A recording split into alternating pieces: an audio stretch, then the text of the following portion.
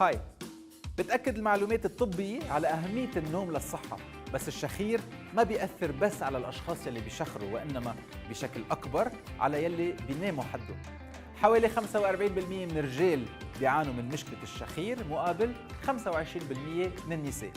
والصوت يلي بيصدر عند الشخير ممكن يوصل ل 90 ديسيبل، يعني بقوة منشار.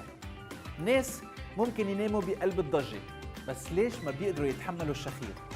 أولاً بسبب قرب المسافة، فجهاز السمع بيركز أكثر على الأصوات القريبة ولو كانت البعيدة بنفس القوة. ثانياً لأنه الشخير منه منتظم وبتتغير قوته وسرعته، يعني ما بيقدر الشخص يتعود على إيقاعه ويخفى عليه. مين قال إنه في نظرية بتعتبر إنه الشخير كان آلية دفاع عند الإنسان الأول لإخافة الحيوانات المفترسة ولا الاستيقاظ بسرعة؟ أنا قال. بشوفكم بكرة.